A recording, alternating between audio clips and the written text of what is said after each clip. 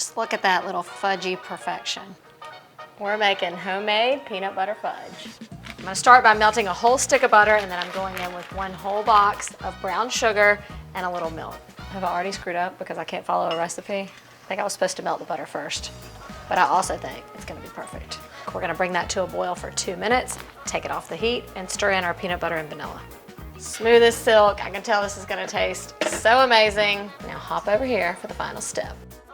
All right, now I'm going to beat that peanut butter mixture into some powdered sugar. I have pre-sifted this powdered sugar. That's a great idea so you don't get clumps of it in this process.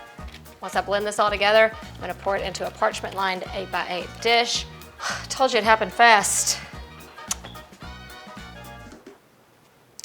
That's it. This goes into the fridge for about an hour or so until it's all set up. The beauty of using the parchment is for easy removal. Smooth and creamy. And now we'll cut it into those nostalgic little squares. What I would do is trim off sort of these ugly edges, straighten them up, and those are your snack. Those pieces don't count. It melts in your mouth.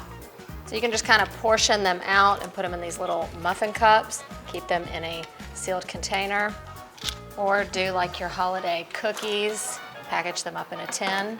I'm gonna say this is the perfect recipe if you've never made fudge or if you're craving fudge. Give this peanut butter fudge a try. You can always add a little twist to it. You can melt some chocolate and kind of swirl that in, or just leave it as it is and tell me what you think. Until next time.